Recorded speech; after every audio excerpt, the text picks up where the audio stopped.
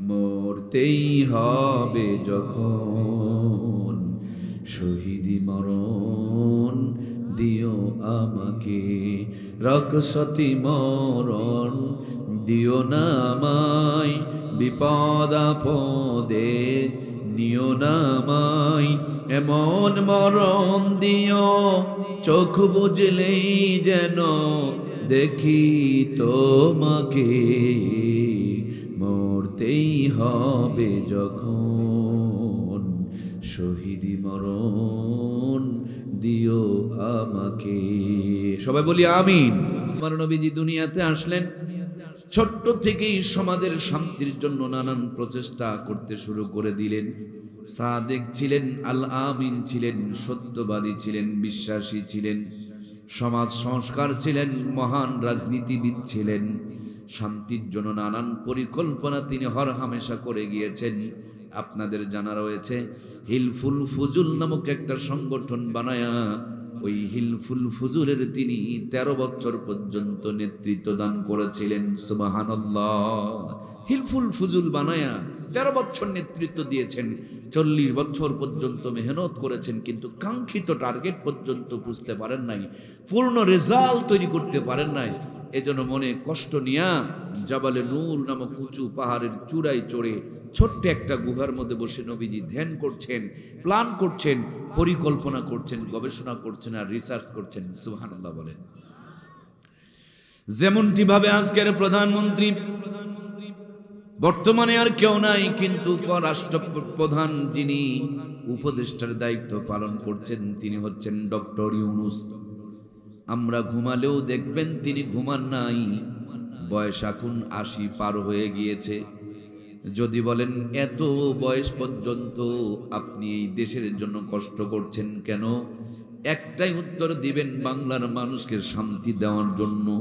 কয়েকদিন আগে দেখলাম খালেদা জিয়াকে দাওয়াত দেওয়া হয়েছে, নেতা নেত্রীদের মিলনমেলা বসেছে, তিনি বার্ধক্যে পৌঁছে গিয়েছেন, অসুস্থ হয়ে পড়েছেন। এরপরও দেশের জন্য প্ল্যান, পরিকল্পনা, ফিকির তার থেমে নাই। তাকে যদি জিজ্ঞেস করেন এই বয়সে সবচেয়ে টেনশন করেন কিসের জন্য, একটাই উত্তর দিবে, বাংলার মানুষকে শান্তি দেওয়ার জন্য। আমার প্রাণের ভাইয়ারা, এই বাংলার জমিন থেকে পালায়া গিয়া দিল্লির মামু বাড়িতে যারা এখন দাওয়াত খাচ্ছেন, তাদের কাছে গিয়া বলেন, আপনারা এখনো মাঝে মাঝে হুঙ্কার আর ঝুঙ্কার মারতেছেন, ফস করে বাংলাদেশে ঢুকে পড়বেন, ঠুস করে বাংলাদেশে ঢুকে পড়বেন, এমনটি বলছেন কেন? তিনিও বলবেন এই দেশের মানুষের শান্তির জন্য। প্রিয় বন্ধুরা আমার, 24-এর স্বাধীনতায় দেশের মানুষের শান্তির জন্য, স্বৈরাচারের স্বাদ হটাও আন্দোলন এদেশের মানুষের শান্তির জন্য, পাকিস্তান থেকে বাংলাদেশকে স্বাধীন করা এদেশের মানুষের শান্তির জন্য, ব্রিটিশ থেকে বাংলার জমিনকে স্বাধীন করা এটাও কিন্তু এই মানুষের শান্তির জন্য। কিন্তু দিন যতই গিয়েছে জাতির সারাঙ্গুল কপালে শান্তি জোটে নাই, জোটে নাই, বরঞ্চ শান্তির আগুন দাও দাও করে জ্বলে উঠতেছে, ঠিক কিনা? আজ থেকে 50 বছর আগে ইফটিজিং ছিল কি গো ভাই? ইফটিজিং ছিল? তাহলে মনে হয় যৌতুক ছিল। কিরে বোবা মানুষ না কিরে ভাই, একটু কথা বলুন না রে ভাই রে, আমার একটু হেল্প করুন। যৌতুক কি ছিল? তাহলে মনে হয় নারী নির্যাতন ছিল। দুর্নীতি দমন কমিশন ছিল না, কিন্তু দুর্নীতি তেমন হতোই না, কারণ আজ থেকে 50 বছর আগে এই মানুষগুলোর কাছে 2টা নিয়ামত ছিল। 1 নম্বর নিয়ামত ছিল আল্লাহর কোরআন কিতাবুল্লাহ, আর 2 নম্বর নিয়ামত ছিল নবীজির আদর্শ, মুহাম্মদুর রাসূলুল্লাহর সুন্নতের আদর্শ ছিল। এই 2টা নিয়ামত থাকার কারণে রহমত আর বরকত, শান্তিতে পরিপূর্ণ তাদের জীবন ছিল, ঠিক কিনা? মূর্খ নানুয়ার দাদুরা অসুস্থ হয়েছেন, গাছের থেকে নিমের পাতাগুলো পেরে নিয়ে সুন্দর করে 2 গ্লাস রস বসা দিয়েছেন, পায়ে হেঁটে হেঁটে বগুড়া চলে গিয়েছেন, দিনাজপুর চলে গিয়েছেন। 150 বছর পর্যন্ত টনটনা বেঁচে রয়েছেন, 18টা সন্তানের বাপ হওয়ার সৌভাগ্য অর্জন করেছেন। আমার প্রিয় ভাইয়েরা, আমরা নাকি ডিজিটাল হইলাম, আমরা নাকি স্মার্ট হইলাম, এই ডিজিটাল হইয়া স্মার্ট হয়ে দাদুরা 150 বছর বাঁচতেন, আমরা 300 বছর বাঁচি। কি গো ভাই, কথা বলুন। মূর্খ নানি আর দাদিরা 18 সন্তান জন্ম দিতে পারেন, আমাদের বোনেরা এখন 36টা পারে। আমার প্রিয় ভাইরা, এক বাড়িতে মাসকালার ডালের তেলানি হলে গোটা গ্রাম মোহিত হয়ে যেত। একদিন আতপ চালের বিরিয়ানি খেলে 2 দিন পর্যন্ত হাত থেকে সুগন্ধ বের হতো। একদিন যদি, প্রাণপ্রিয় ভাইয়ের আমার, একদিন যদি খুব খেয়াল করে দেখুন, একদিন যদি ইলিশ মাছ আর পান্তা ভাত খাওয়া যেত, না হলেও 2 দিন পর্যন্ত হাত থেকে সুগন্ধ ছড়াইতো। এখন তো ভাঙা ঘর বিল্ডিং বানিয়েছে আমরা, মূর্খ নানি দাদিদের নাতনিদেরকে এমএ পাস ডিগ্রি পাস করিয়েছি আমরা, নরমাল চুলা ভেঙে দিয়ে গ্যাসের চুলা আমদানি করেছি আমরা, সাধারণ মশলা বাতিল করে আধুনিক গুঁড়া মশলা ব্যবহার করছি আমরা। আগে একদিন খেলে 2 দিন সেন্ট পাওয়া যেত, এখন একদিন খেলে মনে হয় 4 দিন পাওয়া যায়। বরঞ্চ রান্নার পর নাকের মধ্যে নিয়ে চেক করতে হয় ইলিশ না সিলভার কাপ। তার একটাই মাত্র কারণ, তখনকার মানুষ এত শিক্ষিত, স্মার্টের নামে ধোঁকাবাজ, চিটার বাটপার, 2 নম্বর আর হারাম করছিল না। কথা বলুন ঠিক কিনা? এজন্য প্রিয় ভাইয়েরা আমার, নবীজি দুনিয়াতে আসলেন, 40 বছর পর্যন্ত মেহনত করলেন। নবীর মেহনতে যখন কোন রেজাল্ট আসলো না, জাবালে নূরে হেরা গুহার মধ্যে নবী আমার বসা। নবীজি মুহাম্মদুর রাসূলুল্লাহ, আল্লাহ আমার নবীর কাছে দান করলেন কিতাবুল্লাহ। মুহাম্মদুর রাসূলুল্লাহর কিতাবুল্লাহ মক্কার জমিনে কালো পাথরের পাহাড়ে যখন লেগে গিয়েছে, আল্লাহর কোরআনের ছোঁয়া লাগার সাথে সাথে ওই কালো পাথরের পাহাড় আলোর পাহাড় জাবালে নূর হয়ে গেছে। এটা এমন একটা পরশ পাথর, এমন একটা ম্যাগনেট, এমন একটা চুম্বক, এমন একটা দামি নিয়ামত, যার সাথে লাগে তার দাম বাড়িয়ে দেয়। সুবহানাল্লাহ। এই যে 12টার সন্তানের মাথায় কুরআনুল কারীম জায়গা পেয়েছে, এই 12টার সন্তানের মাথায় আজকে পাগড়ি পরানো হয়েছে। এই 12টার সন্তানের মাথায় সিনার মধ্যে আজকে কোরআনুল কারীমকে ঢুকিয়ে দেওয়া হয়েছে, যে এরা যেখানেই থাকুক, যেই হালতেই থাকুক, একটা জিনিস জেনে রাখবেন, ওদের উপর আল্লাহ রহমত আর বরকত হামেশা বর্ষিত হবে। এই পৃথিবীর মানুষ যতই চেষ্টা করুক, তাদেরকে দূরে রাখতে পারবে না শান্তি থেকে, কারণ শান্তির অমীয় বাণী তাদের সিনার মধ্যে। আল্লাহ তাআলা এদের বডিটাকে ওয়াটার প্রুফ বানিয়ে দিয়েছেন। বৃষ্টির মধ্যে রিংকট পড়লে যেমন ভিতরে বৃষ্টির পানি ঢোকে না, কিছু কিছু জিনিস আছে আগুনে ফেলে দিলেও পড়ে না। আল্লাহর কোরআন যাদের সিনায় ঢুকে যায়, আল্লাহ তাআলা তাদের দুনিয়া আখিরাতে অমর এবং অক্ষয় বানিয়ে দেয়। সুবহানাল্লাহ। আল্লাহ তাআলা যুগে যুগে অসংখ্য নবী পাঠিয়েছেন। প্রত্যেকটা নবীর কাছে আল্লাহ তাআলা অনেক নিয়ামত দান করেছেন, অসংখ্য মুজিজা দান করেছেন। কিন্তু নবীরা যখন বিদায় নিয়ে চলে গিয়েছে, তাদের মুজিজাও তার সাথে বিদায় নিয়ে চলে গিয়েছে। যেমন দাউদ আলাইহিস সালাম নামক আল্লাহ তাআলার পয়গম্বর ছিলেন, তিনি যখন কোরআনুল কারীম থেকে তেলাওয়াত করতেন, তেলাওয়াতের এত মাধুর্য, তেলাওয়াতের এত সুর, তেলাওয়াতের এত ঝংকার, তিনি কোরআন থেকে তেলাওয়াত করলে খোলা আকাশের পাতাগুলো জমিনে ঝরে ঝরে পড়ে যেত। সাগরের কিনারে তেলাওয়াত করলে মাছগুলো ভেসে উঠত। গাছের নিচে তেলাওয়াত করলে গাছের পাতাগুলো ঝরে ঝরে জমিনে পড়ে যেত। এত সুন্দর, এত মায়ার কণ্ঠ আল্লাহ তাআলা দাউদ আলাইহিস সালামকে দান করেছিলেন। কিন্তু আল্লাহর পয়গম্বর হযরত দাউদ যখন বিদায় নিয়ে চলে গেল, তার মুজিজাও তার সাথে বিদায় নিয়ে চলে গেল। নবীও বিদায়, নবীর মুজিজা বিদায়। সেই দাউদ আলাইহিস সালামকে আল্লাহ তাআলা আরো একটা মুজিজা দান করেছিলেন। তিনি যদি লোহার মধ্যে হাত দিতেন, লোহা গলে মম হয়ে যেত। আল্লাহর পয়গম্বর বিদায় নিয়ে চলে গেলেন, তার মুজিজাও তার সাথে বিদায় নিয়ে চলে গেল। মুসা আলাইহিস সালাম নামক একজন পয়গম্বর আল্লাহ পাঠিয়েছিলেন, অনেকগুলো মুজিজা তারে দান করেছিলেন। তার বড় মুজিজা ছিল, তার হাতের লাঠিটা যখন জমিনে তিনি ছেড়ে দিতেন, বিশাল বড় অজগর সাপ হয়ে যেত। দরিয়ার মধ্যে আঘাত করলে 12টা রাস্তা পয়দা হয়ে যেত। আল্লাহর পয়গম্বর হযরতে মুসা কালিমুল্লাহ বিদায় নিয়ে চলে গিয়েছেন, তার মুজিজাও বিদায় নিয়ে চলে গিয়েছে। আমাদের নবীর আগে একজন নবী এসেছিলেন, হযরতে ঈসা রূহুল্লাহ। আল্লাহ তাআলা অনেকগুলো মুজিজা তারে দান করেছিলেন। সাইয়্যিদিনা হযরতে ঈসা রূহুল্লাহ যদি কোনো টাকওয়ালা মাথার উপরে হাত বুলায় দিতেন, মুহূর্তের মধ্যে চুল গজায়া যেত। সুবহানাল্লাহ বলেন। অন্ধ লোকের চোখের উপরে যদি হাত বুলায় দিতেন, অন্ধ মানুষটা চক্ষুষ্মান হয়ে যেতেন। সুবহানাল্লাহ। মৃত মানুষের কবরের কিনারে দাঁড়ায়া আঙ্গুল দিয়া যদি ইশারা করে বলতেন কুম্বি ইজনিল্লাহ, ওগো আল্লাহর গোলাম, আল্লাহর হুকুমে কবর থেকে উঠে দাঁড়ায়া যাও, মুহূর্তের মধ্যে 1000 বছর পূর্বেকার মৃত মানুষটা কবর থেকে উঠে দাঁড়িয়ে যেত। পয়গম্বর ঈসা রূহুল্লাহ বিদায় নিয়ে চলে গেলেন, তার মুজিজাও তার সাথে বিদায় নিয়ে চলে গেল।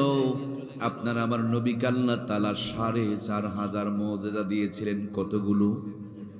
4500 মুজিজার মধ্যে সবচেয়ে দামি মুজিজার নাম, অন্যান্য মুজিজা নবী বিদায় নেওয়ার পর চলে গিয়েছে। সবচেয়ে বড় মুজিজা, সবচেয়ে দামি মুজিজা, সবচেয়ে জিন্দা মুজিজা আজ পর্যন্ত আছে না নাই? যেই মদ, যেই মাখরাজ, যেই তাসদীদ, যেই গুন্না, যতগুলো হরফ, যতগুলো নুকতা, একটা জায়গাতে কোনো দাড়ি কমার টান কম বেশি নাই। আল্লাহর কালাম আগেও যেমন ছিল এখনো তেমন আছে। আমার প্রাণের ভাইয়েরা, এই তো যখন আমরা ছোট ছিলাম আমাদের দেশকে মাতিয়ে রাখতো জরিনার গান। আমাদের দাদুরা গানটা গাইতো, আমি কি তোর আপন ছিলাম না রে জরিনা, মানে গোটা দেশ জরিনার গানে পাগল। কয়েকদিন যেতে না যেতে জরিনার গান একই হয়ে গেল। চাচারা তখন আমার ভাইয়েরা বেদের মেয়ে জ্যোৎস্নার গান আবিষ্কার করলো। গোটা দেশে আর কিছুই চলে না, খালি জ্যোৎস্নার গান আর জ্যোৎস্নার গান। বেদের মেয়ে জ্যোৎস্না চাচায় কথা দিয়েছে, আসতেছে জোরে কপালে লাথি মেরেছে। গোটা দেশ খালি জ্যোৎস্না আর জ্যোৎস্না, কিচ্ছু নাই। কয়েকদিন যেতে না যেতে জ্যোৎস্নার দিন শেষ। ফাটাফাটির বাংলাদেশ, এমন একটা আপা বের হলো, ফাটাফাটি আপা। হাইরে কি না গানে টান মারলো, ফেটে যায়, ফেটে যায়, জোড়া দেওয়ার কোনো আঠা নাই। একই গান দিয়া বাংলাদেশের জাতীয় সংসদ সদস্য হয়ে গিয়েছিল, মনে আছে না নাই? আমার প্রাণের ভাইয়ারা, যেমনি 5টা বছর কেটে গেল, মমতাজ আপার ফাটাফাটি গানে আর কেউ প্রসাব করে না। নতুন করে বাংলাদেশে ঢুকে পড়লো বাদাম। সেও আবার ভাজা বাদাম নাই, শুকনা বাদাম নাই, সব জায়গায় খালি কাঁচা বাদাম, কাঁচা বাদাম, সব জায়গায় কাঁচা বাদাম। প্রিয় ভাইয়ের আমার, যেমনি 5 বছর চলে গেল, কাঁচা বাদাম একহিম হয়ে গেল, কাঁচা বাদামের দিন শেষ হয়ে গেল। নতুন করে শুরু হয়ে গেল কালো পাখি। দেশে আর কোনো অন্য কালারের পাখি নাই, সব জায়গায় খালি একই গান, তুমি বন্ধু কালা পাখি, আমি যেন কি কি জানো, খালি কালো পাখি আর কালো পাখি, কালো পাখি ছাড়া কিচ্ছু নাই, সব জায়গায় খালি কালো পাখি। কয়েকদিন যেতে না যেতে কালো পাখিরও দিন শেষ। হঠাৎ করে বাংলার জমি নতুন একটা গান আবিষ্কার হয়ে গেল। আরে কি গানের সুর! কুত্তার বাচ্চা, কি রে যুবক ভাইরা নাই নাকি? ফুটফুটি সুন্দর, ওই যে তেল চোর, কম্বল চোর, গম চোর, এই চোরগুলোকে কেন্দ্র করে কি সুন্দর করে একটা গান গাইলো, কুত্তার বাচ্চা ফুটফুটে সুন্দর। আসলেই কুত্তার বাচ্চা ফুটফুটে সুন্দর, চুরি করে সমাজটাকে, দেশটাকে পাচার করে করে শেষ করে দিয়েছে। আবার মঞ্চে দাঁড়িয়ে দাঁড়িয়ে বড় বড় বক্তৃতা দিয়েও আমাদেরকে নানানভাবে তারা ভুলভাল বুঝিয়েছে। কথা বলুন ঠিক কিনা? আমার প্রিয় ভাইয়েরা, এখন কুত্তার বাচ্চারও দিন শেষ। নতুন করে 2024-এর বাংলাদেশ। আমি গান শোনাতে আসি নাই, একটা কথা বুঝাইতে চাই। এই বাংলাদেশে 30 বছরে কত গান মার্কেট পায়, 2 দিন পর একহিম হয়ে যায়। কোরআনুল কারীম 1000 বছর পূর্বে নাজিল হয়েছে। একটা মদ, মাখরা, জের, জবর, তাসদিদ, গুন্না, কোথাও এক চুল পরিমাণ কোনো পরিবর্তন নাই। কোরআন যতই শুনি ততই মজা, যতই শুনি ততই শান্তি, যতই শুনি ততই তৃপ্তি, যতই শুনি ততই যেন ঈমান বাড়তে থাকে। সুবহানাল্লাহ বলেন। আমার আল্লাহ তাআলা বলেন, ইন্নামাল মুমিনুনা আল্লাযীনা ইযা যুকিরাল্লাহু ওয়াজিলাত কুলুবুহুম ওয়া ইযা তুলিয়াত আলাইহিম আয়াতুহু যাদাতুহুম ঈমানাও ওয়া আলা রাব্বিহিম ইয়াতাওয়াক্কালুন। আল্লাহু আকবার। আল্লাহর ঘোষণা যখন মুমিনদের সামনে কোরআন থেকে তেলাওয়াত করা হয়, আল্লাহ তাবারক তাআলা বলেন আমি তাদের ঈমানকে তখন বাড়িয়ে দেই। জোরে বলুন সুবহানাল্লাহ। সুতরাং প্রিয় ভাইরা, আমাদের ঘরগুলো থেকে আজকে কোরআনের তেলাওয়াত বন্ধ হয়ে গিয়েছে। সেই জন্য দেখুন আমাদের ঘরের থেকে রহমত আর বরকত কমে গিয়েছে। খুব ভালো করে খেয়াল করে দেখুন, একটু আপনি আপনার যোগ বিয়োগটা মিলায় দেখুন। আজ থেকে মাত্র 50 বছর আগে রাত যখন 8টা বেজে যেত, আপনার আমার মূর্খ নানি আর দাদিগুলো বাড়ির কাজ কাম সেটে নিয়া এশার নামাজ জামাতে পড়ে সুন্দর করে যায় নামাজ বিছায় আঁচল তুলে ধরে চোখের পানিগুলো ছেড়ে দিয়ে রোনাজারি করত। আহারে ওই ভাঙা ঘর, কুনা ঘর, বেড়া ঘরের মধ্যে রহমত আর বরকত দিয়া ভরপুর থেকে যেত। এখন আমরা সেই ভাঙা ঘরগুলোকে বিল্ডিং বানিয়েছি, মূর্খ নানি দাদিদের শিক্ষিতের নাতনিদেরকে শিক্ষিত বানিয়েছি। যেই জায়গাতে যায় নামাজ ছিল, যায় নামাজ সরায় দেওয়ার সোফা সেট আমদানি করেছি। যে হাতে তসবিহ ছিল, তসবির পরিবর্তে এখন রিমোট টিপতে টিপতে রিমোটের বাটন খোয়ায় দিয়েছি। হিন্দুরা মন্দির থেকে উলু উলু ধ্বনি দেয়, আর মুসলমানের ঘর থেকে এখন হিন্দুদের মন্দিরের আওয়াজ বের হয়। কথা বলুন ঠিক কিনা? মুসলিম মোরা ঘুমিয়ে পড়েছি, বিবেকে ঝুলছে তালা, রক্ত মোদের শিথিল হয়েছে, পাপে অন্তর কালা, সামনেতে মোরা এগিয়েছি যত, পিছনে পড়েছি তত, সংখ্যাতেই শুধু বেড়ে চলেছি গরু ছাগলের মতো। ইমান ইমান করো রে মানুষ, ইমান কি এতই সোজা? মুসলমান হয়ে কেহ কি কোনোদিন বহে শয়তানের বোঝা? জোরে বলুন মারহাবা। প্রাণপ্রিয় ভাইয়েরা আমার, আল্লাহ তাআলা কোরআনুল কারীম নাজিল করলেন। কোরআনের প্রথম বাণী, প্রথম হুকুম, প্রথম নির্দেশ, পড়ো, জ্ঞান অর্জন করো, শিক্ষা জাতির মেরুদণ্ড। আল্লাহ তাবারক তাআলা প্রথমেই যে আদেশটা করলেন, ইকরা বিসমি রাব্বিকাল্লাযী খলাক, পড়ো, আপনি পড়ুন আপনার প্রভুর নামে যিনি আপনাকে সৃষ্টি করেছেন। মুসলমানের সন্তানদের স্লোগান হবে, মাগো আমি পড়ব না আর হাটিমা টিম টিম, মাদ্রাসাতে শিখবো আমি আলিফ লাম আর মিম। জোরে বলুন মারহাবা। মুসলমানের সন্তানের শুরু হবে আলিফ লাম মিম দিয়ে। মুসলমানের সন্তানের শুরু হাট্টিমা টিম টিম ঘোড়ার ডিম দিয়ে হয় না। আমাদের বাচ্চাগুলো যখন জন্মগ্রহণ করে, জন্মের পর দেখবেন বাচ্চাদেরকে 6টা টিকা দেওয়া লাগে। আপনাদের এলাকায় কি বাচ্চাদেরকে টিকা দেয় বাবা? টিকা কেন্দ্র বহুত দূরে, তারপরে টিকা কেন্দ্রে নিয়ে যায়। ছোট্ট বাচ্চা ইনজেকশনের সিরিজের মধ্যে যখন ঔষধ তোলা দেখে তখন কান্না শুরু করে। বাচ্চার কান্না দেখে কি বাপ মা পালায় নিয়ে চলে যায়? বাচ্চার কান্না দেখে পালায় নিয়ে যায় না। বাচ্চা যদি ছটফট করে, লাফালাফি করে, বরঞ্চ দেখবেন বাপ মা কোলের মধ্যে ঠেসে ধরে নিয়া ওই বাচ্চাকে তখন খুব খেয়াল করে দেখবেন তারা ইনজেকশনকে ফুরায় নেয়। ইনজেকশন ফুরায় নেওয়ার পর বাচ্চার জ্বর আসে, ব্যথা হয়, কান্নাকাটি করে, তারপরে বাকি টিকাগুলো কমপ্লিট করায় নেয়। কেন বন্ধু? একবার কি খেয়াল করে দেখেছেন? এর মূল কারণটা হলো ছোট্টবেলায় যদি 6টা টিকা দিতে পারেন, আপনার বাচ্চাকে 6টা রোগ আর আক্রমণ করবে। পরেরটুকু আপনারা বলুন, 6টা রোগ আর আক্রমণ করবে। এই জন্যই আমরা টিকা দেওয়াই। আমার প্রিয় ভাইরা, অল্প কিছুদিন আগে করোনা এসেছিল। করোনা সবাই টিকা নিলাম, টিকা দিলাম না জানি অনেকেই বলেন করোনার টিকা দেওয়ার পর আমাদের অ্যালার্জি বেড়ে গিয়েছে। আমাদের সকলের অ্যালার্জি অনেক চাঁড় দিয়েছে।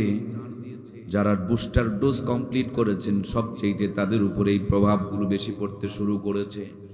তারপর আমরা করোনার টিকা নিলাম কেন?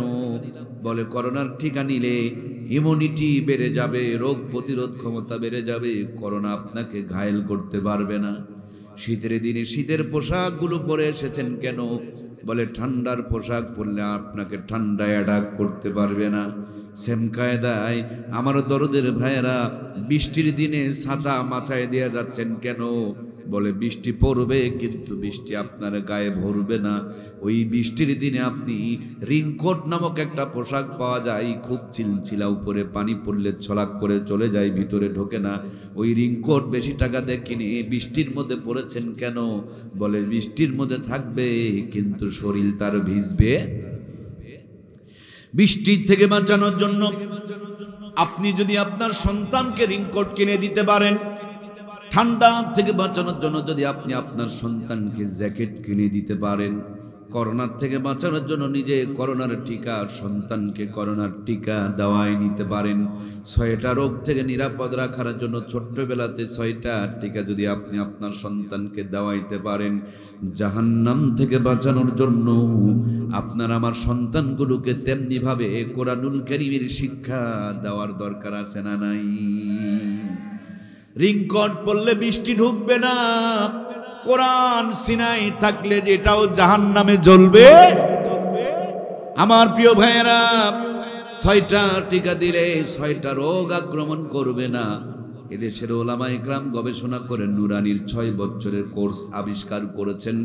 আল্লাহর কোন বান্দি যদি 6 মাত্র 3 বছরের জন্য নুরানি মাদ্রাসায় লেখাপড়া করে, শুধু আরবি পড়ায় না, এরা আরবিও পড়ায়, বাংলাও পড়ায়, ইংরেজিও পড়ায়, অঙ্ক পড়ায়, ইতিহাস পড়ায়, ভূগোল পড়ায়।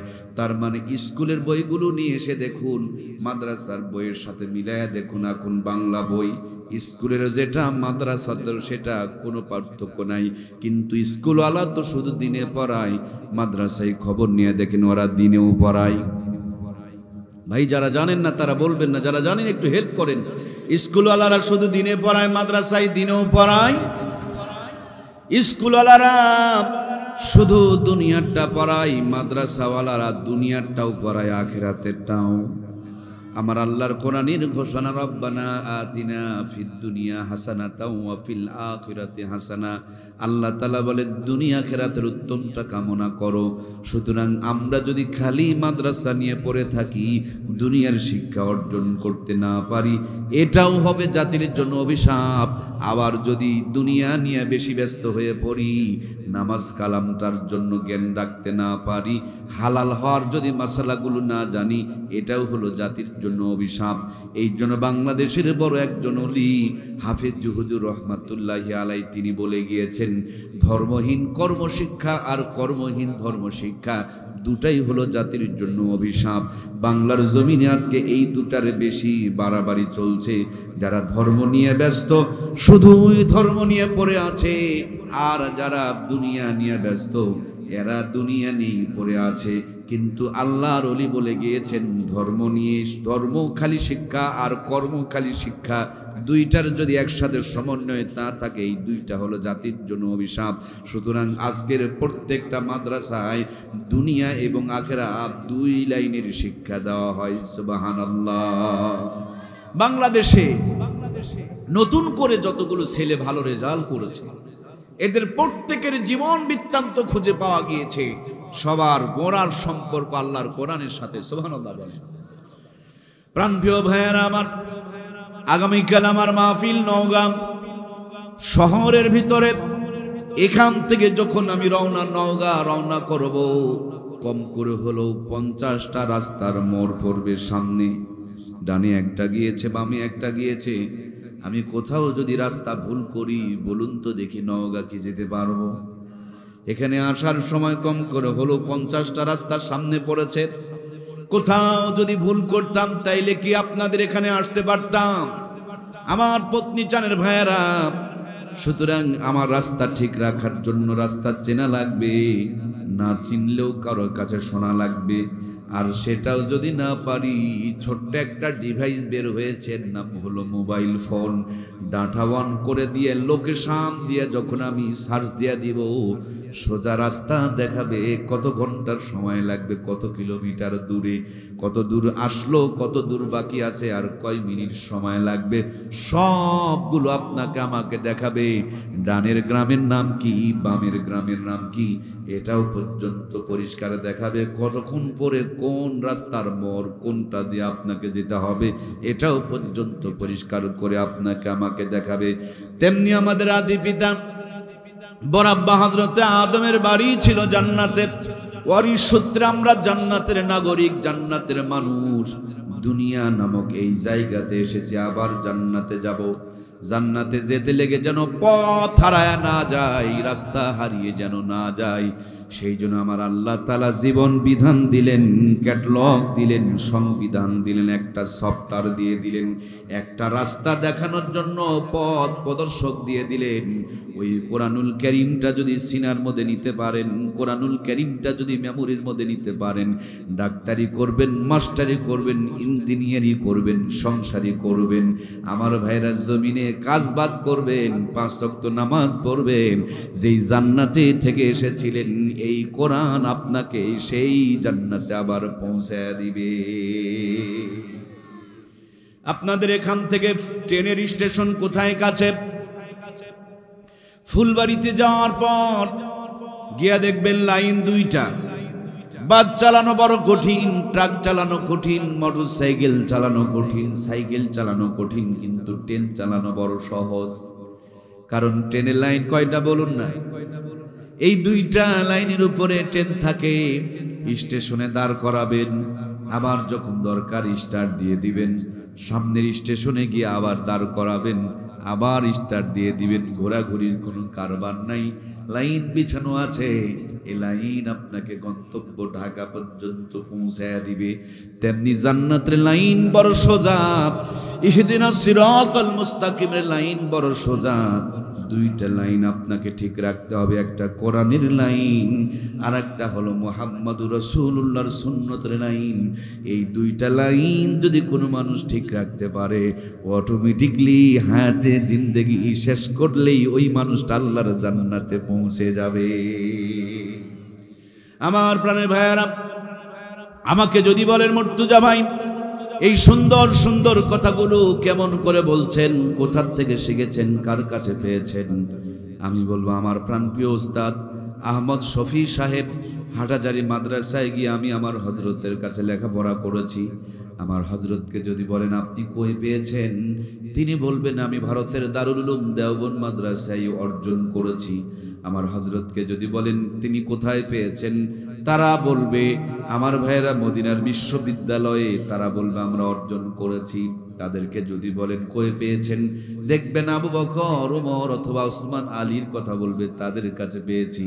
হযরত আবু বকর, ওমর, ওসমান অথবা আলী, তাদেরকে যদি জিজ্ঞেস করেন, তারা বলবেন মুহাম্মাদুর রাসূলুল্লাহ সাল্লাল্লাহু আলাইহি ওয়াসাল্লামের কাছে আমরা পেয়েছি। নবীজিকে যদি বলেন নবী গো কোথায় পেয়েছেন, নবী বলেন আমি 40 বছর চেষ্টা করে যখন শান্তির প্রতিষ্ঠিত করতে পারি নাই, ওই জাবালে নূরে হেরা গুহার ভিতরে বসে বসে গবেষণা করছিলাম, জিবরিল আমিন আমাকে দিয়ে গিয়েছে। জিবরিল আমিনকে যদি বলেন আপনি কই পেয়েছেন, জিবরিল আমিন বলবেন আমাকে আরশ আজিম থেকে নিয়ে এসেছি। আরশ আজিমকে যদি বলেন আপনি কই পেয়েছেন, বলবেন কিতাবুল্লাহ কালামুল্লাহ, যার কিতাব, যার বাণী, যার কথা সে আল্লাহ রাব্বুল আলামিন আমার কাছে দান করেছে। তার মানে এক মাথার মধ্যে এই পত্নী চান মাদ্রাসার 12 জন হাফেজে কোরআন, আর একটা মাথা ঘুরতে ঘুরতে গিয়া আরশ আজিম পর্যন্ত আমার আল্লাহ পর্যন্ত ঠেকে গিয়েছে। এগুলো জান্নাতের গাড়ি, পথ ভুলতে করতে পারে না।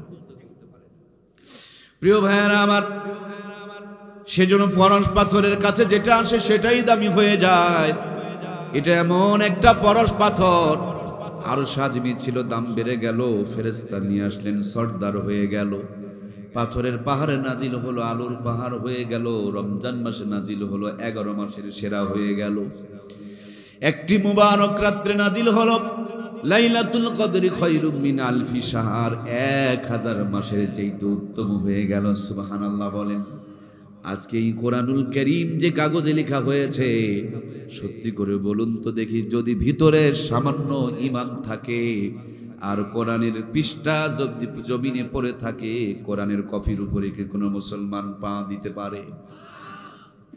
প্রাণপ্রিয় ভাইয়েরা, কাগজে লেখার কারণে কাগজের দাম বেড়ে গিয়েছে, ময়লা ঠোয়ার কারণে এই প্লাস্টিকের দাম বেড়ে গিয়েছে, জামা হওয়ার কারণে 26 টাকা গজের কাপড়ের দাম বেড়ে গিয়েছে। শিমলের কাঠ শুধু কোরআন রেখে পড়া হয়, তার জন্য রেহেল কাঠেরও দাম বেড়ে গিয়েছে। এই বাংলার জমিনে ওই কোরআনওয়ালাদেরকে নিধন যারা করতে চেয়েছিল, আল্লাহর কোরআনের সাথে কোরআনওয়ালাদের সাথে বেয়াদবি করার কারণে ওদের 14 গোষ্ঠী বর্তমানে সাফ হয়ে যাচ্ছে, ঠিক কিনা? ওরা চেয়েছিল কোরআনের আওয়াজকে বন্ধ করে দিতে, এখন কোরআনের আওয়াজ আছে কিন্তু তাদের কোনো আওয়াজ। এই কোরআনের আওয়াজকে আজকে শুধু বন্ধ করা নয়, কোরআন যখন নাজিল হয় তখন একজন বন্ধ করে দিতে চেয়েছিলেন, একজনের নেতৃত্বে কোরআনকে নিয়ে ব্যাপক ষড়যন্ত্র চলছিল। তখনকার লিডারের নাম মিস্টার আবু জেহেল, মনে আছে না নাই? দিনের বেলা ষড়যন্ত্র করে, রাতের বেলা কোরআন তেলাওয়াত শোনার জন্য পাগল হয়ে যায়। সারা রাত দাঁড়িয়ে দাঁড়িয়ে নবীর কণ্ঠে কোরআনুল কারীম তেলাওয়াত শোনেন। সুবহানাল্লাহ। সকাল হলে যখন নেতায় নেতায় দেখা হয়ে যায়, ওরা বলল না, এভাবে আর চলতে দেওয়া যায় না। কোরআনের তেলাওয়াত শুনে শুনে দিনের দিন মানুষগুলো মুসলমান হয়ে যাচ্ছে, কোরআন থেকে দূরে সরাতে হবে মানুষকে। আইন পাশ করলেন, যখন কোরআনের তেলাওয়াত হবে তোমরা হট্টগোল করবা, যখন কোরআনের তেলাওয়াত হবে কানের মধ্যে আঙ্গুল দিয়া রাখবা, কেউ যাতে করে কোরআনের তেলাওয়াত শুনতে না পারে তার ব্যবস্থাপনা করবা। আমার প্রিয় ভাইয়েরা, এক পর্যায়ে দারুন নওদুয়ার মধ্যে তারা মিটিং ডাকলেন, ওখানে বিল পাস করা হচ্ছে, আইন পাস করা হচ্ছে, আল্লাহর কোরআনকে তারা তেলাওয়াত করতে দেবে না। এমন মুহূর্তে কুদরতি আর শাজিন থেকে আমার আল্লাহ জিবরিল আমিনকে পাঠিয়ে দিলেন আর বললেন, জিবরিল রে, এই মুহূর্তে আমার বন্ধুর কাছে গিয়া বলো, বন্ধুরে এমন কি কোনো সাহসী সাহাবী আছে যেখানে কোরআনের আওয়াজ বন্ধ করে দিতে চাই, ওখানেই কোরআনের তেলাওয়াত করতে পারবে। ভয়ে কেউ সাহস করে না। ছোট্ট একজন সাহাবী হযরত আব্দুল্লাহ ইবনে মাসউদ রাদিয়াল্লাহু তাআলা আনহু, টকবগে যুবক, টসটসা মানুষ, সে দাঁড়িয়ে বললেন, নবীজি আপনি অনুমতি দিলে, দোয়া করে দিলে আমি গিয়ে কোরআনের তেলাওয়াত শোনাইতে পারবো। সুবহানাল্লাহ। নবীজি আমার বুকে জড়িয়ে ধরলেন, ঠোঁটে গালে চুমু খেলেন, গলায় চুমু খেলেন, কপালে চুমু খেলেন। আহারে আল্লাহর নবীর চুমু খাওয়ার বদলতে রইসুল মুফাসসিরিন হয়ে গেলেন।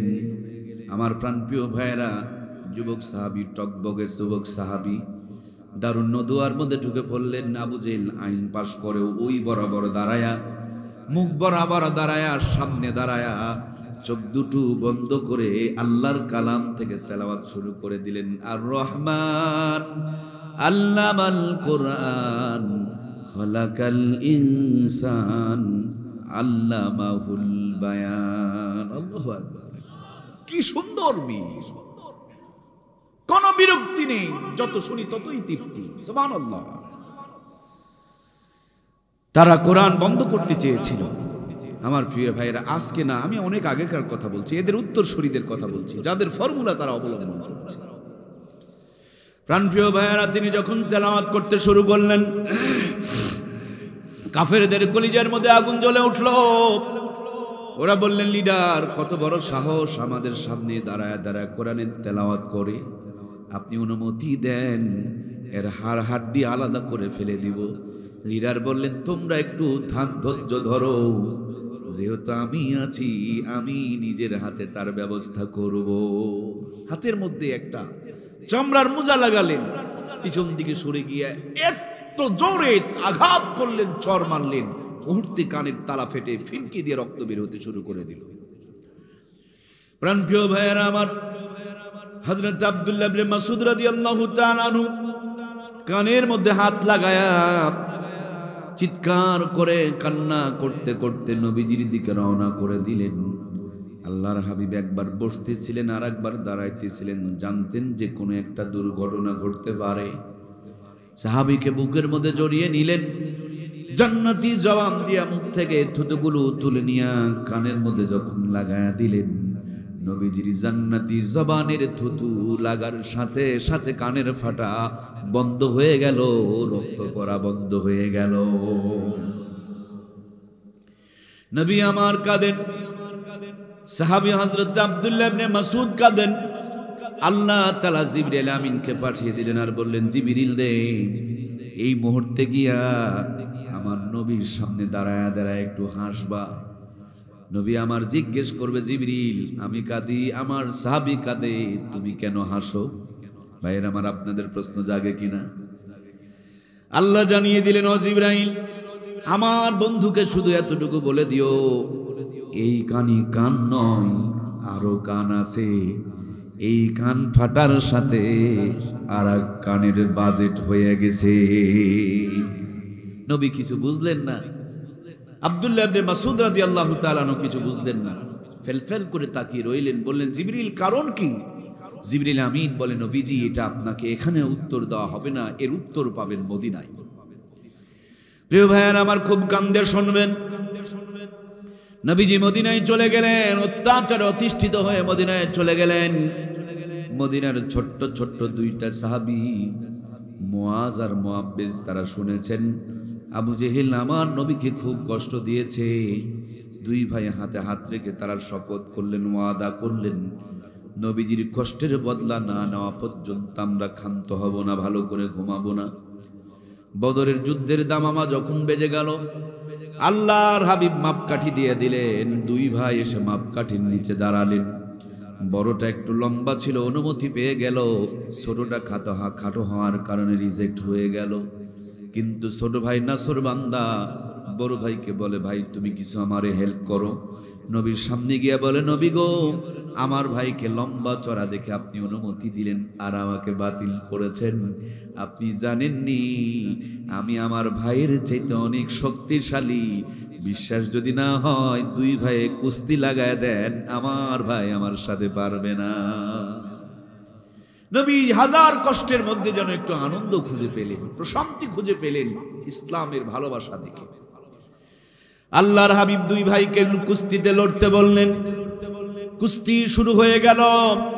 আমার প্রিয় ভাইরা, বড় ভাই জমিনে পড়ে গেল, ছোট ভাই বুকের উপরে বসে পড়ল। আল্লাহর হাবিব আনন্দের হাসি দিয়া দুইজনকে এই যুদ্ধের জন্য অনুমোদন দিয়ে দিল। সাহাবা একরামেরা বদরের প্রান্তরে রওনা করলেন। বদরে যেতে যেতে, আপনারা বদরে যাবেন, যারা হজে যান, উমরায় যান, বদরে যাবেন, এখানে ইমানের অনেক খোরাক আছে। বদরে যাওয়ার সময় প্রথমে একটা কূপ পড়ল, সামান্য কিছু পানি। কাফেরেরা চিন্তা করলো, এই কূপের মধ্যে যদি আমরা বিষ ঢেলে দিতে পারি, মুসলমানরা তৃষ্ণার্ত এই পথ দিয়ে যখন যাবে, বিষ-মাখা পানিগুলো পান করবে, যুদ্ধ করা লাগবে না, ইসলাম এখানেই নিভে যাবে।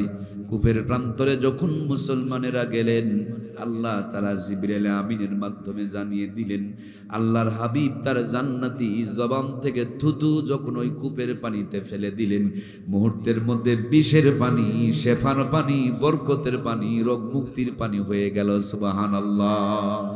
আজও সেই কূপ রয়েছে। প্রাণপ্রিয় ভাইয়েরা, 2 নম্বরে আর একটা কূপ পাওয়া গেল। সেখানে সামান্য কিছু পানি, এত লোনা, মুখে দেওয়াই যায় না। নবীর কাছে সাহাবীরা এসে বললেন, আল্লাহর হাবিব তার জান্নাতি জবান থেকে থুতুগুলো নিয়ে যখন ওই কূপের পানিতে দিলেন, আহারে আজও পর্যন্ত মনে হয় ওই পানির মধ্যে কে যেন মধু মিক্সার করে রেখে দিয়েছে। সেই লবণাক্ত পানি সুমিষ্ট হয়ে গেল। আজও কূপ দুটো রয়েছে। বদরের প্রান্তরে গেলেন, যেখানে নবীজি আমার তাবু টেঙেছিলেন, সেখানে বর্তমানে একটা মসজিদ হয়েছে। এই মসজিদের নাম হচ্ছে মসজিদে আরিশ। সাহাবা ইকরামকে যুদ্ধের ময়দানে নামিয়ে দিলেন। হাতে দেওয়ার মতন কিছু নাই। কিছু সাহাবীদের হাতের মধ্যে নবী খেজুরের ডাল ধরায়া দিলেন। আমার প্রাণের ভাইয়েরা, কিছু সাহাবী বলেন, নবী গো, আমি তরবারি আঘাত করব, এর আগেই দেখি কাফেলের কাল্লা দুখণ্ডিত হয়ে গিয়েছে, তার কারণ কি? নবী আমার বলেন, তোমরা শুধু যুদ্ধ করো নাই, এই বদরের প্রান্তরে মুসলমানদেরকে সাহায্য করার জন্য 3000 মতান্তরে 5000 ফেরেশতা আল্লাহ তাআলা নাজিল করেছে। সব দিকে কালো কালো পাহাড়, মাঝে মাঝে কিছু দেখবেন সাদা বালুর পাহাড়। এই পাহাড়গুলোকে বলা হয় জাবালে মালাইকা। এই পাহাড়গুলোতে ফেরেশতা অবতরণ করেছিলেন। সেই ফেরেশতাগুলো আজ পর্যন্ত দুনিয়াতে আছে, কিয়ামত পর্যন্ত এরা দুনিয়াতে থাকবে। মুমিনেরা যখন বিপদে পড়বে, আল্লাহর কাছে নামাজ পড়ে যখন সাহায্য প্রার্থনা করবে, আমার আল্লাহ তাআলা এই বদরি ফেরেশতাদের মাধ্যমে আর আজকেও দুনিয়ার মুসলমানকে সাহায্য করবে। আমরা দেখেছি 2024-এর মহান স্বাধীনতায় ওরা যখন ব্রাশ ফায়ার করছিল, আর আমার ভাইয়েরা তখন বুক টান টান করে দিয়েছিল। এদের প্রত্যেকটা ফোঁটা বারুদের আকার ধারণ করে তাদের পতন ঘটিয়েছে। কথা বলুন ঠিক কিনা? এই জন্য প্রিয় ভাইয়েরা, একটা লাইন দিয়ে আলো জ্বলে না, একটা লাইন দিয়ে মাইক কথা বলে না, একটা লাইন দিয়ে ফ্যান ঘোরে না। লাইন দুটি লাগে, নেগেটিভ আর পজিটিভ। সফলতা মেহনত করলে শুধু হয় না, মেহনতের সাথে সাথে একটু নামাজ পড়ে আল্লাহর কাছে চোখের 2 ফোঁটা পানিরও দরকার আছে না নাই? আমাদের মেহনত আছে, কিন্তু যায় নামাজে চোখের পানি কমে গিয়েছে। প্রাণপ্রিয় ভাইয়েরা আমার, নবী আলাইহিস সালাম সাহাবা ইকরামদেরকে নামিয়ে দিলেন। হযরত আবু বকর বলেন, নবীজির গায়ে সেদিন সাদা চাদর ছিল। আল্লাহর হাবিব আমাদেরকে নামিয়ে দেওয়ার পরে এমন জোরে সেজদায় চোখের পানিগুলো ছেড়ে দিয়ে রোনাজারি শুরু করেছেন, কান্নাকারি শুরু করেছেন, আল্লাহর কাছে ফরিয়াদ শুরু করেছেন। হযরত আবু বকর বলেন, নবীজির চোখের পানি আর কান্না দেখে আমার মন ডেকে ডেকে বলে, আজকের বদরের প্রান্তরে আল্লাহ তাআলা আমাদেরকে বিজয় দান করে দিবে। প্রিয় ভাইয়ের আমার, ঘুমসান লড়াই চলছে। ছোট্ট 2টি বাচ্চা মুআজ আর মুআব্বিজ, আব্দুর রহমান ইবনে আউফ রাদিয়াল্লাহু তাআলা আনহু নামক একজন সাহাবীকে ডাক দিয়ে বলেন, চাচা যান কোনটা? আবু জেহেল। ওরা দেখিয়ে দিলেন, ওই যে ঘোড়ার পিঠে চড়ে যে নেতৃত্ব দিচ্ছে, এইটা হলো আবু জেহেল। চিল পাখি যেমন আকাশকে সবল দিয়া পানির ভিতরের মাছ তুলে নিয়ে চলে যায়, দেখানো মাত্রই যেন একটা সবল দিয়া আবু জেহেলের বাম পায়ের মধ্যে ডান পায়ের মধ্যে আঘাত করলেন। চিৎকার দিয়ে জমিনের মধ্যে পড়ে গেল, জমিনে গড়াগড়ি শুরু করে দিল। আমার ভাইয়েরা, তখনও পর্যন্ত আবু জেহেলের বড় ছেলে ইকরামা ইসলাম গ্রহণ করে নাই। তিনি পিছন দিক থেকে আঘাত করলেন, হযরত মুআজের ডান হাত কেটে গেল, ঝুলে রয়েছে। যুদ্ধ করতে বড় কষ্ট হয়। ডান হাতকে পায়ের নিচে রেখে টান দিলেন, কাটা হাত জমিনে পড়ে গেল, লাফাইতে শুরু করলো। তরবারি বাম হাতে নিয়ে ইসলামের জন্য, দ্বীনের বিজয়ের জন্য তারা যুদ্ধ করেছিলেন। সুবহানাল্লাহ। সেই মুসলমান আজকে কারণে অকারণে ইসলাম থেকে অনেক দূরে। প্রাণপ্রিয় ভাইয়েরা আমার, যুদ্ধ প্রায় শেষের দিকে। নিচু একটা জায়গায় অনেকগুলো লাশ পড়ে আছে। আবু জেহেল দেখে আর কোনো উপায় নাই, ওই মরা লাশগুলোর ভিতরে তার মাথাটাকে ঢুকিয়ে দিয়েছেন আর গংরাইতেছেন। পা দুটো ছটপট ছটপট করে লাফাইতেছেন আর গংরাইতেছেন। এমন মুহূর্তে ওই যে সাহাবী আব্দুল্লাহ ইবনে মাসউদ রাদিয়াল্লাহু তাআলা মনে আছে না নাই? তিনি ওই পথ দিয়া যুদ্ধ করে ক্লান্ত হয়ে ঢোকা দিয়া কষ্ট করে করে যাচ্ছিলেন। এমন মুহূর্তে দেখে কে যেন পা নড়াইতেছে আর গংরাইতেছে। পা ধরে যখন টান মারছে, মুখের মধ্যে রক্ত মেখে আছে। রক্তগুলো যখন মুখ থেকে সরায়া দেখে, মক্কার কাফেরদের লিডার আবু জেহেল মরা লাশের কাল্লার ভিতরে মাথা ঢুকায়া দিয়াছে। মুখ থেকে রক্তগুলো মুছে দিয়া বলে, লিডার কালেমাটা পড়ে নাও, জলদি করে কালেমাটা পড়ে নাও, সুযোগ আর নাও আসতে পারে। সে বলে, ও কৃষকের বাচ্চা, তুমি আমারে কালেমা পড়তে বলো, আমি মরার ভয়ে কালেমা পড়বো নাকি? আমি কালেমা পড়তাম না। এবার আব্দুল্লাহ ইবনে মাসউদ বললেন, যদি কালেমা না পড়ো তাহলে এবার মৃত্যুর জন্য প্রস্তুতি গ্রহণ করো। সে বলতেছে, মরার আগে আমার তো শেষ ইচ্ছাটা তুমি শুনবা। হযরত আব্দুল্লাহ ইবনে মাসউদ বললেন, বলো তোমার কি শেষ ইচ্ছা? সে বলে, আমার গর্দানটাকে উঁচুর দিক থেকে নয়, নিচুর দিক থেকে ঘাড় ঘিসে কেটে নিও, যাতে করে আমার লম্বা গর্দান দেখে কিয়ামতের দিন মানুষেরা বুঝতে পারে এটা কাফেরদের লিডার আবু জেহেলের কাল্লা ছিল। মরতেছে তখনও লিডারি করতেছে, আছে না নাই? 2024 আমরা দেখলাম 4 তারিখেও পর্যন্ত তারা লিডারি করেছে, কথা বলুন ঠিক কিনা? 5 তারিখেও তারা লিডারি করেছে, সিলিন্ডার করে নাই। এরা তাদেরই উত্তরসূরি, ওদের লিডার মরতেছে, বলতেছে গর্দানটাকে লম্বা করে কেটো, যাতে করে কিয়ামতের দিন আমার লম্বা গলা দেখে মানুষ চিনতে পারে এটা কাফেরদের লিডার। প্রিয় ভাইয়েরা আমার, তরবারিটা যেমন গলায় লাগালেন, মুহূর্তের মধ্যে কাল্লাটা দ্বিখণ্ডিত হয়ে গেল। আমার ভাইয়েরা ওই কাটা কাল্লাখানা নিয়া নবীর দরবারে যাওয়ার জন্য হযরত আব্দুল্লাহ ইবনে মাসউদ বহুত কষ্ট শুরু করে দিলেন, কিন্তু কোনো কাম হয় না। হাজার চেষ্টা করে যখন কোনো কাম হয় না, এক পর্যায়ে হযরত আব্দুল্লাহ ইবনে মাসউদ রাদিয়াল্লাহু তাআলা আনহু তরবারিটাকে কোষ থেকে বের করলেন, কানের মধ্যে একটু করে চাপ দিলেন, চাপ দেওয়া মাত্র এপার থেকে ওপার হয়ে গেল। কাছে ছিল খেজুরের পাতাতে পাকানো পাকানো দড়ি, কানের একদিক থেকে ঢুকায় আর একদিকে বের করে নিলেন। আপনাদের এলাকায় কুকুর যদি মারা যায় এটাকে কি ঘাড়ে করে নিয়ে যায়? বরঞ্চ এটাকে দড়ি লাগায়া শেষরা নিয়ে যায়। কান তিনি ফাটিয়ে দিয়েছিল, সেদিনই তার কান ছিদ্র করা বরাদ্দ হয়ে গিয়েছিল। কানের মধ্যে দড়ি লাগায়া শেষরা নিয়ে যাচ্ছে, ঠেলা গাড়ির মতন যেন টানতেই হয় না, গড় গড় গড় গড় করে সামনের দিকে গড়তে শুরু করে দিয়েছে। নবীজির সামনে নিয়েছেন, নবী আবু জেহেলের কাল্লা দেখে একটু মুস্কি মুস্কি করে হাসে। আব্দুল্লাহ ইবনে মাসউদ ইসলামের সবচেয়ে বড় দুশমনকে বিদায় করাইতে পেরেছে, এই আনন্দে নিয়ে তিনিও যেন একটু মুস্কি মুস্কি করে হাসে। ওইদিকে জিবরাইল আমিন পাশে দাঁড়ায়া তিনি যেন আরো মজা করে করে আর একটু হাসে। নবী আমার বলেন, জিবরাইল হাসো কেন? আল্লাহর হাবিবকে জিবরিল বলে, নবী গো, যেদিন আপনার সাহাবী আব্দুল্লাহ ইবনে মাসউদের কানের তালা ফাটিয়ে দিয়েছিল, সেদিনও আমি হেসেছিলাম, আজকেও আমি হাসি।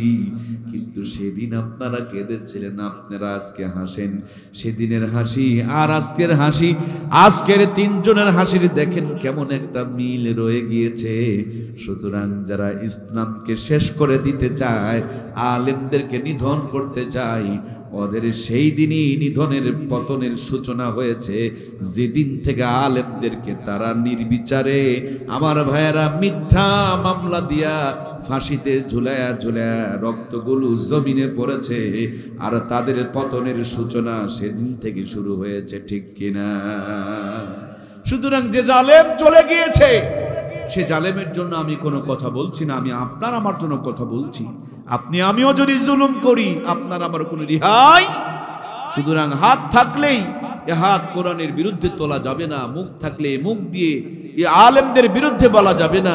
ভারতের মধ্যে এক প্রেমিকা বৈকাল বেলা, আপনাদের স্বপ্নপুরী আছে না, এরকম একটা পার্কের মধ্যে যাচ্ছে, স্বামী স্ত্রী পার্কের মধ্যে যাচ্ছে, হঠাৎ এক বৃদ্ধ মানুষ ড্রেন পার হতে গিয়া, নামাজের জন্য যাবেন, ড্রেন পার হতে গিয়া পা স্লিপ করে কাদাগুলো গিয়ে ওই মহিলাটার চোখ মুখ মেখে গিয়েছে। যুবকের তো মেজাজ খারাপ, মুরব্বীকে কাদার মধ্যে ঠেসে ধরেছেন।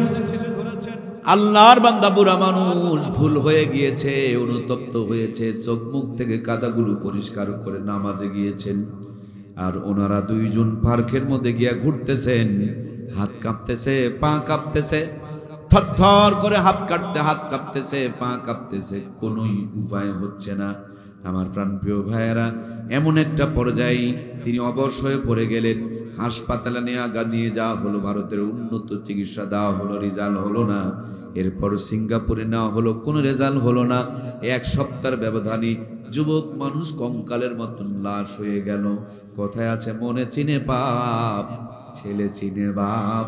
আমার ভাইরা, যেমনি আল্লাহর বান্দা নিরুপায় হয়ে গেল, তখন বললেন, তোমরা আমাকে ডাক্তার আর কবিরাজের বাড়িতে নিয়ে যেও না, অমুক মসজিদের মুয়াজ্জিমের কাছে নিয়ে চলো। আমার মন বলে আমি তার সাথে বেয়াদবি করেছি, আল্লাহ এইটুকু বরদাস্ত করে নাই। তাকে শান করে নিয়ে আসা হলো, আল্লাহর ওলির সামনে যখন রেখে দেওয়া হলো, জিজ্ঞেস করা হলো, হযরত জি, এক সপ্তাহ আগে আপনার সঙ্গে একজন ছেলে ওই নামাজ পড়তে যাওয়ার সময় বেয়াদবি করেছিল, আপনার কি মনে আছে? হুজুর বলেন, হ্যাঁ মনে আছে, কিন্তু দোষটা তো আমার ছিল, আমি তো স্লিপ করে কাদগুলো পড়ে গিয়েছিল। তিনি বলেন, দোষ ধরতে আসি নাই, আপনাকে যেই বেয়াদব ছেলেটা কাদার মধ্যে ঠেসে ধরেছিল, আজকে সেই বেয়াদব ছেলেটা কঙ্কাল হয়ে আপনার সামনে হাজির হয়ে গেছে। আল্লাহর ওলি কাঁদতে শুরু করে দিলেন, বলে এটা কেমন করে হলো? এবার যুবক কাঁদতে কাঁদতে ডাকতে বলে, হযরত আমার মন বলে আপনার সাথে বেয়াদবি করার কারণে আমার এই হালত হয়েছে। আল্লাহর ওলি ডাকতে বলে, বেটা আমি তো তোর জন্য কোনো বেয়াদবি করি নাই। আমার কাদাগুলো যখন ছিটকে পড়েছিল, বলো তো কাদাগুলো কি তোমার গায়ে পড়ছিল? বলে না। পড়ছিল কার গায়ে? বলে আমার বিবির গায়ে, বেগমের গায়ে, ভালোবাসার মানুষের গায়ে।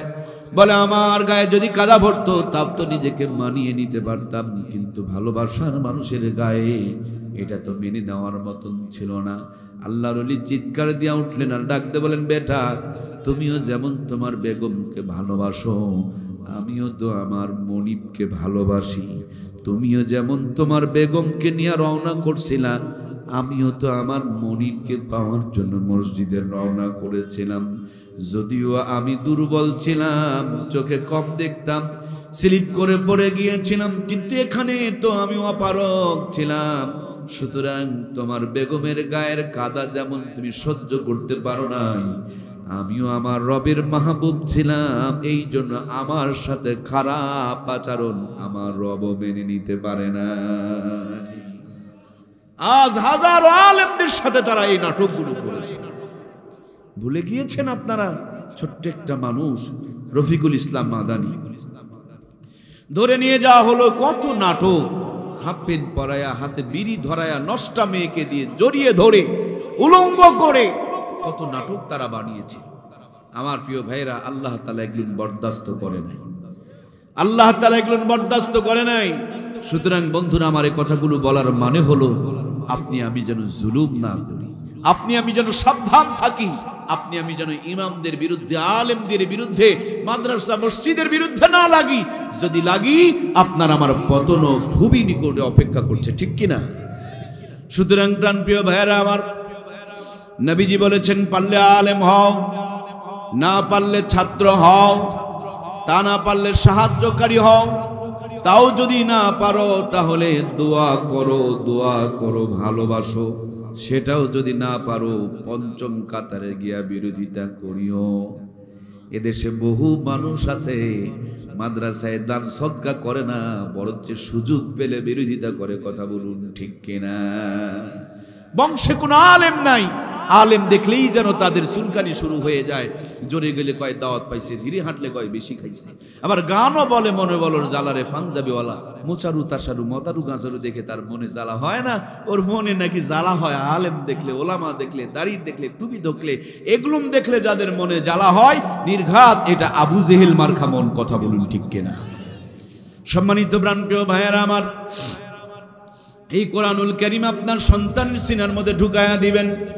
যেই মাটির উপরে বসে আছেন, এই মাটি দিয়া যদি আপনি ব্রিজ বানান, রাস্তা বানান, এই মাটি পানির মধ্যে ফেলে দিলে দেখবেন কাদা হয়ে যাবে।